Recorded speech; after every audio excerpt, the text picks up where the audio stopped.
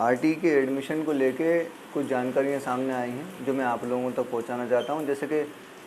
16 तारीख़ आरटी के एडमिशन के लिए आखिरी है और इसके अंदर गवर्नमेंट ने ये डाल दिया है कि जो पिछले साल आवेदन नहीं कर पाए थे, जो बच्चे पिछले साल आवेदन नहीं कर पाए थे KG1 KG2 के लिए और उनकी उम्र 16 जून 2020 को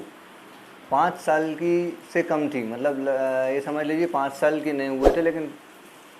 इस साल उनकी उम्र ज़्यादा हो गई होगी, 5 साल से, तो वो आरटी में एडमिशन नहीं ले सकते थे। लेकिन गवर्नमेंट ने इसके अंदर ये छूट दी है कि जो पिछले साल एडमिशन नहीं ले पाए थे वो इस साल आवेदन कर सकते हैं और उनको अगली क्लास के लिए प्रमोट कर दिया जाएगा। तो इसकी आखिरी डेट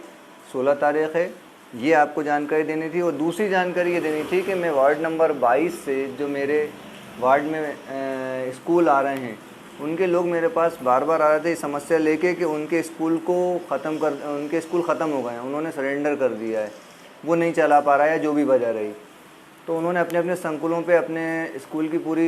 जो इन्फॉर्मेशन होती है, जो रजिस्टर तैयार होते हैं और जो भी चीज़ होती है वो सब उन्होंने सबमिट कर दी है। अब लोगों के अंदर ये गलत जानकारी आ रही थी कि जो बच्चे वहाँ से उनके आरटी में एडमिशन हुए थे वो वहाँ से ख़त्म हो गया है, तो वही बच्चे अब दूसरे स्कूल में आरटी के माध्यम से एडमिशन ले सकते हैं। उनकी आरटी में ओपन लॉटरी के द्वारा फिर से पर्ची उठेगी, ऐसी उनको जानकारी मिल रही थी, तो वो मेरे पास आ रहे थे। तो इस चीज़ की जानकारी लेने के लिए मैंने स्कूलों पे गया, जो स्कूल ख़त्म हुए, फिर वहाँ से संकुल पे बात हुई। संकुल पे बात होने के बाद फिर पता चला DPC कलेक्ट्रेट में,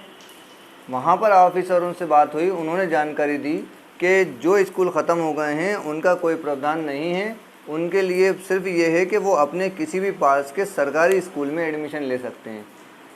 और हाँ, अगर प्राइवेट उन्हें पढ़ाना है तो उसकी टीसी के आधार पे, जिस स्कूल में पहले पढ़ रहे थे वहाँ की टीसी के आधार पे प्राइवेट स्कूल में किसी में भी प्राइवेट शिक्षा अगर दिलवाना चाहें तो वहाँ दिलवा सकते हैं। और अगर फ्री एजुकेशन दिलवाना है उन्हें तो वो किसी भी सरकारी स्कूल में उस टीसी के आधार पर एडमिशन करवा सकते हैं। तो मैं ये जानकारी आपको दे रहा था कि आप लोग परेशान ना हों, बार बार आवेदन करके अपने पैसे बर्बाद ना करें MP ऑनलाइन पर जाकर,